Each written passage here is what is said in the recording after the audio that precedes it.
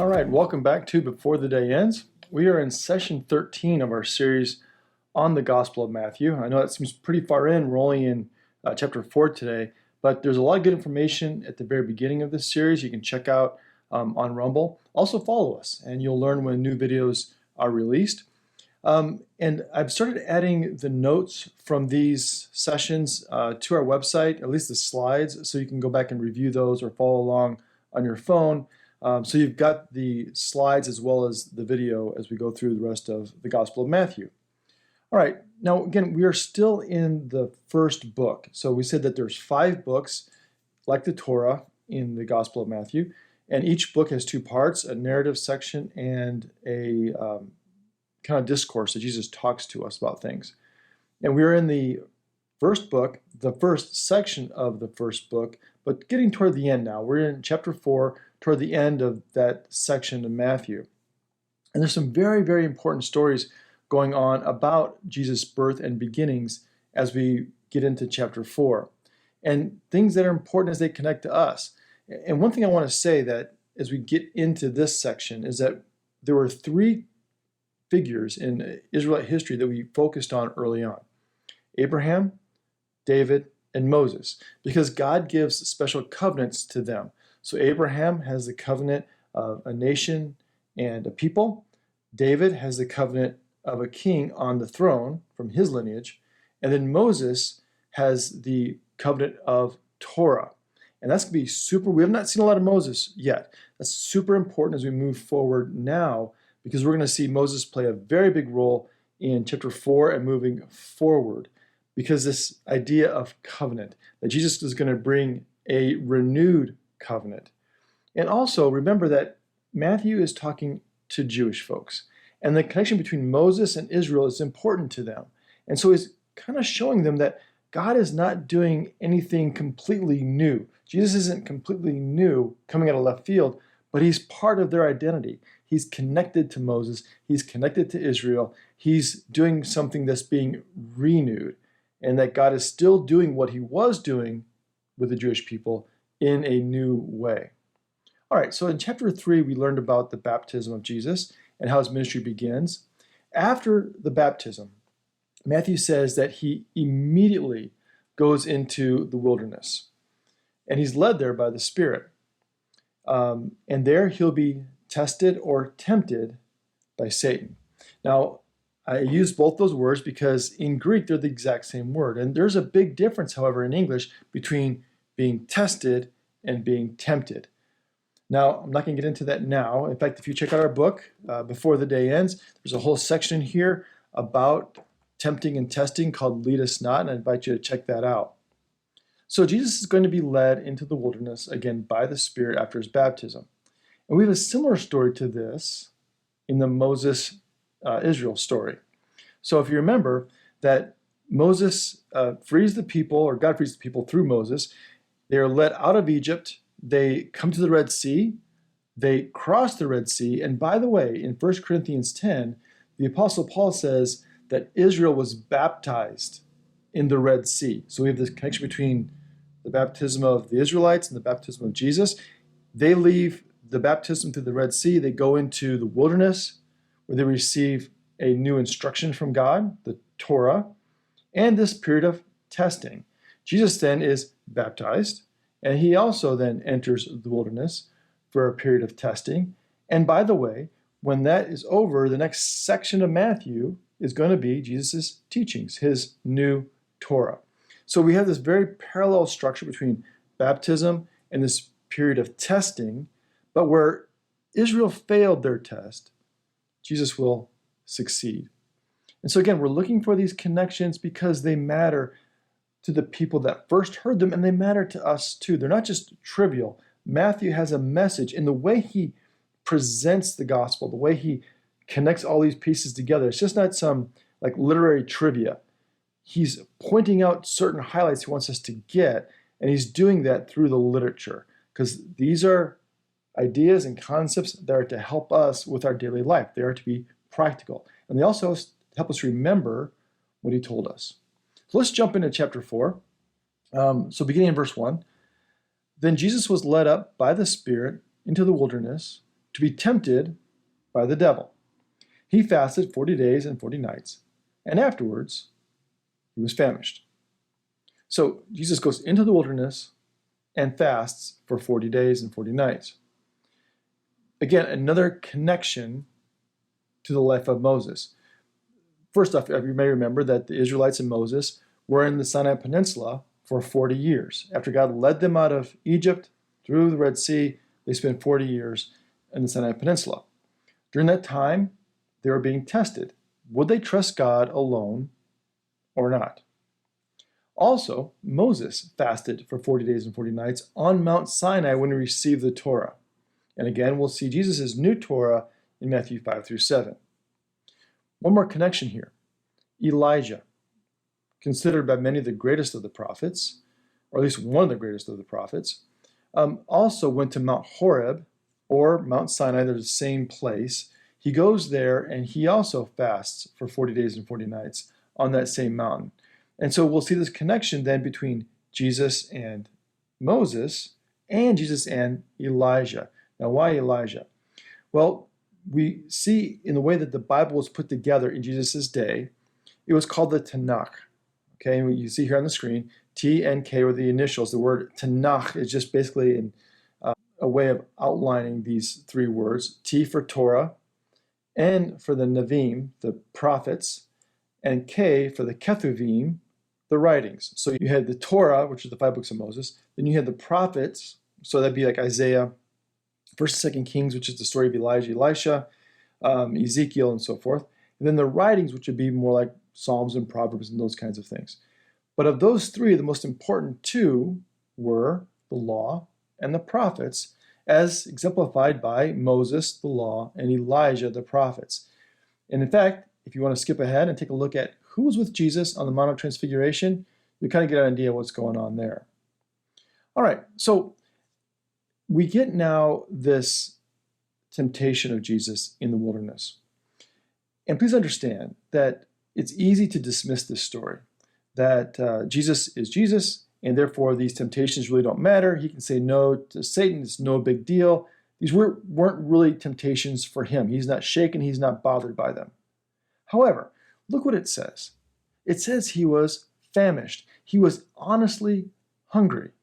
These temptations were real for Jesus, as they were for us. In fact, in Hebrews 4, it says this, "For we do not have a high priest who is unable to sympathize with our weaknesses, but we have one who in every respect has been tested as we are, yet without sin." So like I said, the Greek word for test and tempt are the same. And he faced those temptations and those tests just like we do. And again, if you want more on that, check out Before the Day Ends in the section called Lead Us Not. Okay, verse 3. The tempter came and said to him, "If you are the Son of God, command these stones to become loaves of bread." But he answered, "It is written, one does not live by bread alone, but by every word that comes from the mouth of God." Now, for Satan, easy place to start. Jesus is hungry, so he's being tempted with food. However, is it a sin for Jesus to make food? Because he did it with the feeding of the 5,000. He did it with the feeding of the 4,000. He turns water into wine. So there's nothing wrong with making food. So what's the real temptation here? What is really going on? What is Satan after? Well, the big question is, how does Jesus answer? Because if we look at his answer, we're going to see kind of what really is at the heart of this temptation, because the answers aren't random. He doesn't just say no. And in fact, in each of these three temptations of Jesus in Matthew 4, he responds from the book of Deuteronomy. Why Deuteronomy? Because it is kind of this encapsulation of the law. And it's in the Torah. It's in those first 5 books of Moses. And so he's going to quote from the Torah. He's going to quote from Moses and the life of Israel. So the response that Jesus gives here is from Deuteronomy chapter 8, which says this, "Remember the long way that the Lord your God has led you these 40 years in the wilderness, in order to humble you, testing you to know what was in your heart, whether or not you would keep his commandments. He humbled you by letting you hunger, then feeding you with manna, with which neither you nor your ancestors were acquainted, in order to make you understand that one does not live by bread alone, but by every word that comes from the mouth of the Lord. So Moses' warning to the people was, don't forget God. Don't forget God's faithfulness. And by the way, that's relevant to every generation. Are we hunger and thirsting for what God provides to us? Or are we consumed with everything else and we're not trusting God? Is it enough to trust God in everyday life? If your destination in life is to be with God, if that's the place you want to be, are you trusting God daily to keep you on the path to get there? Okay, the second temptation, Matthew chapter 4, verse 5. Then the devil took him to the holy city and placed him on the pinnacle of the temple, saying to him, if you are the Son of God, throw yourself down, for it is written, he will command his angels concerning you, and on their hands they will bear you up, so that you will not dash your foot against a stone. Jesus said to him, again it is written, do not put the Lord your God to the test. So the second temptation is kind of go ahead and jump. In fact, it's a temptation of God more than Jesus. He's saying, I want you to test God.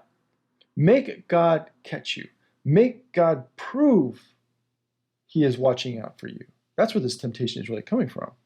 And again, Jesus answers from the book of Deuteronomy, chapter 6, verse 16.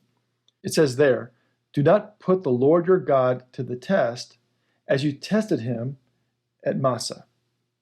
So let's back up for a second. What happened at Massah? Well, the people were getting thirsty in the wilderness of Sinai. There's no water around, so they begin complaining to Moses. Hey, why did God bring us out here? Is he just going to kill us? Why make us die of thirst in the desert? Let's just go back to Egypt. That kind of complaining.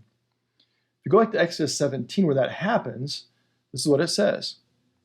He called the place Massah, meaning testing, or Meribah, meaning complaining, because the Israelites quarreled and tested the Lord, saying, is the Lord among us or not? So the word Massah means testing, because that's where they tested God to say, God, you going to provide for us or not? Because we're pretty thirsty. And we have here is that instead of trusting God, they're trying to make deals with God, set ultimatums with God.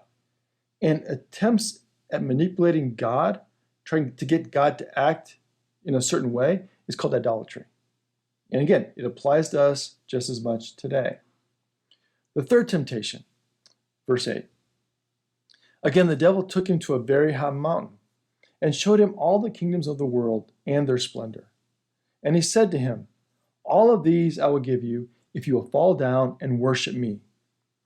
Jesus said to him, away with you, Satan, for it is written, worship the Lord your God and serve only him. Here we kind of finally see what Satan was up to. Worship me and I'll give you everything in the world. Now, this one for me personally is hard to connect with. Like, why does Satan offer this? I mean, is he able to even come through on this? Can he give away the world? I mean, being hungry, I get that.